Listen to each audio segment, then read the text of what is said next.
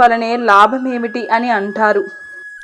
మనం ఈ ఇంద్రియ తృప్తి అనే మాయాజలంలో చిక్కుకున్నప్పుడు దాని నుండి బయటపడడం చాలా కష్టం.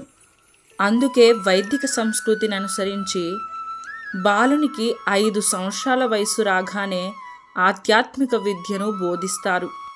దీనినే బ్రహ్మచార్యం అంటారు. బ్రహ్మచారి తన జీవితాన్ని బ్రహ్మ జ్ఞానాన్ని పొందడానికి లేదా కృష్ణ చైతన్యాన్ని పొందుటకు సమర్పించుకుంటాడు. బ్రహ్మచర్యంలో నియమ నిబంధనలు ఎన్నో ఉంటాయి. ఉదాహరణకు, తండ్రి ఎంత గొప్ప ధనికుడైనను బ్రహ్మచారి ఆధ్యాత్మిక ఆచార్యుని శిక్షణలో తనను తాను సమర్పించుకుని గురువుగారి ఆశ్రమంలో ఒక సేవకుడిలాగా నడుచుకుంటాడు. ఇది ఎలా సాధ్యం? మేము కూడా అనుభవపూర్వకంగా చూస్తున్నాం. మంచి మర్యాదస్తుల కుటుంబాల నుండి వచ్చిన యువకులు ఇక్కడ వంట పాత్రలను కడగటం, మందిరాన్ని శుభ్రపరచడం వంటి అన్ని పనులను ఏ విధమైన సంకోచం లేకుండా చేస్తున్నారు. ఒకసారి మా శిశుని తల్లిదండ్రులు ఇంటికి వెళ్ళినప్పుడు అతడిలో వచ్చిన మార్పును చూసి చాలా ఆశ్చర్యపోయారు. ఇదివరకు అతడు దగ్గరలో ఉన్నట్టి కొట్టుకు కూడా వెళ్ళేవాడు కాదు.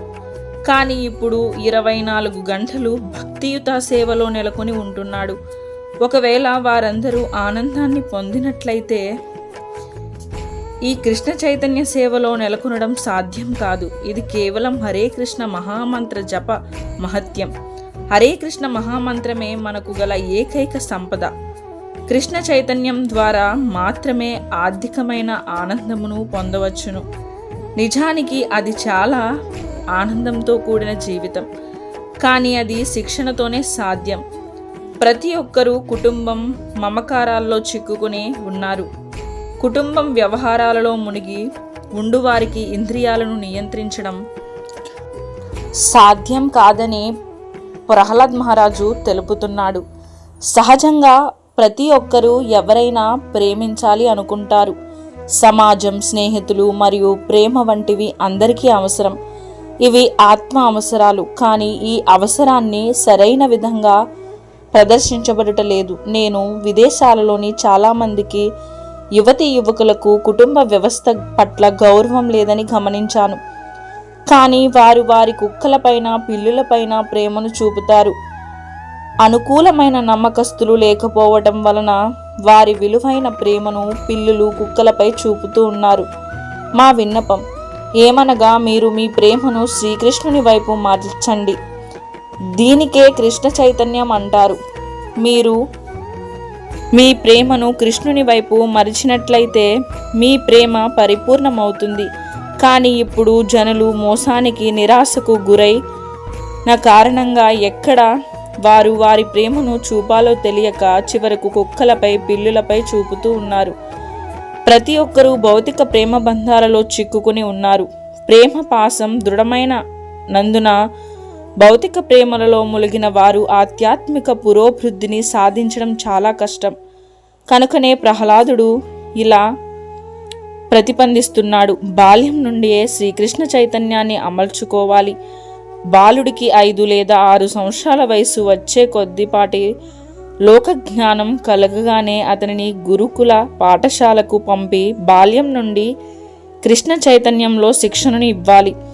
5 నుండి 15 సంవత్సరాల మధ్యకాలం చాలా ముఖ్యమైనది.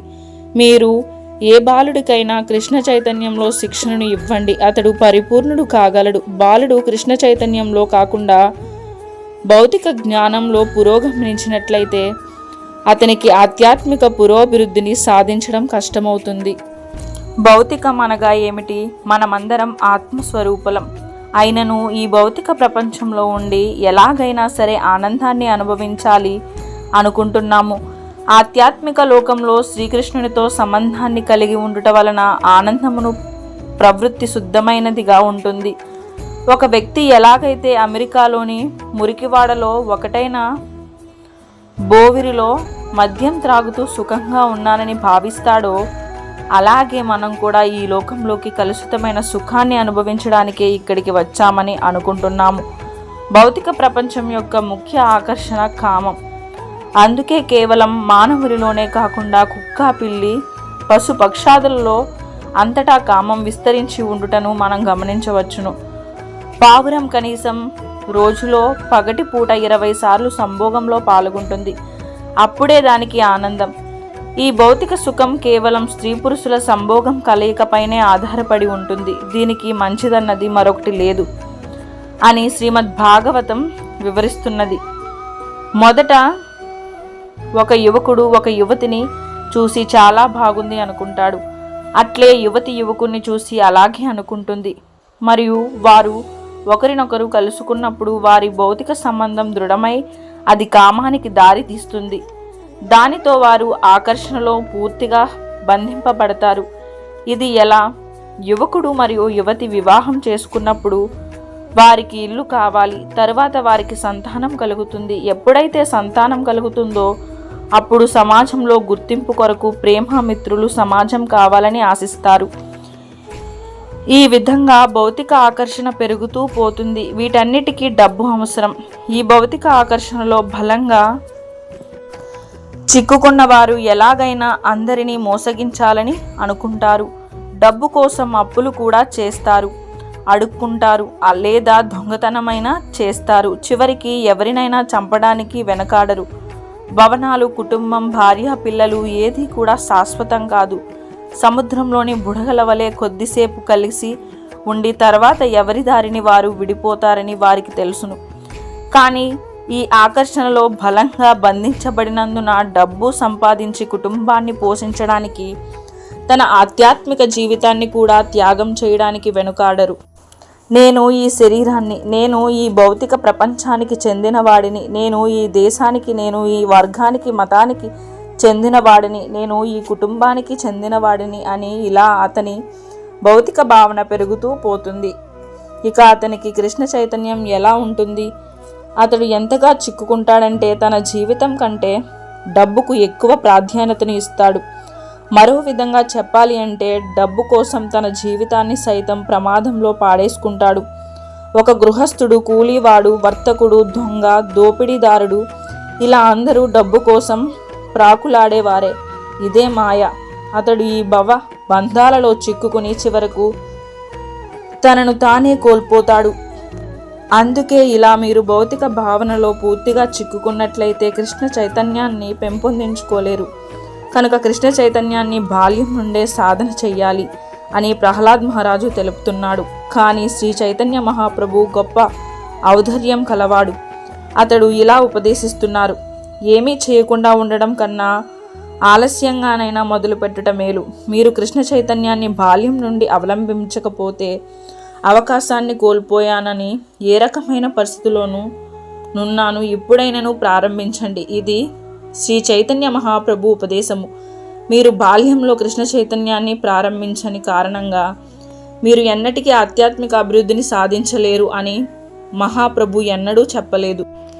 అతడు గొప్ప ఔషధర్యం కలవాడు. అతడు అందరి కొరకు ఈ పవిత్రమైన హరే కృష్ణ కృష్ణ కృష్ణ హరే హరే, హరే రామ రామ రామ హరే హరే అను మహామంత్రాన్ని అందించాడు. మీరు యువకులైనా వృద్ధులైనా మరేదైనను ఇప్పుడే ప్రారంభించండి. ఈ జీవితం ఎప్పుడు ముగుస్తుందో మీకు తెలియదు. భక్తి శ్రద్ధలతో మహామంత్రాన్ని మీరు క్షణకాలం జపించినను అది గొప్ప ప్రభావాన్ని చూపుతుంది. మిమ్మల్ని వచ్చే జన్మలో జంతువులాగా మారే ఘోర ప్రమాదం నుండి రక్షిస్తుంది. తన ఆధ్యాత్మిక ఆచార్యుడైన నారదముని ద్వారా జ్ఞానాన్ని పొంది ఉండటం వలన కేవలం 5 సంవత్సరాల వయసు గల ప్రహ్లాదుడు ఒక గొప్ప అనుభవజ్ఞుని వలె, ప్రజ్ఞవంతుని వలె బోధిస్తున్నాడు. ఈ విషయాలు శ్రీమద్ భాగవతం 7వ అధ్యాయం 7వ స్కందంలో అనగా రాబో అధ్యాయంలో తెలుపబడినవి. విజ్ఞానం అనేది వయస్సు మీద ఆధారపడి ఉండదు. ఇది ప్రామాణిక ఆచార్యుల మరియు శాస్త్రాల ద్వారా పొందడం జరుగుతుంది. కేవలం వయసు పెరగడం వల్ల జ్ఞానం పెరగదు. అది సాధ్యం కాదు. జ్ఞానాన్ని కేవలం ఉన్నత ప్రమాణముల నుండి మాత్రమే పొందవలను. అప్పుడే మనం జ్ఞానవంతులం అవుతాము. 5 సంవత్సరాల బాలుడైనా 50 సంవత్సరాల వృద్ధుడైనను ఎవరైనను వయసుతో నిమిత్తం లేదు. ఒక నుండి చెప్పినట్లుగా జ్ఞానం ద్వారా మనిషి ఎదుగుతాడు, కానీ వయస్సు ద్వారా కాదు. ప్రహ్లాదుడు కేవలం 5 సంవత్సరాల వాడైనను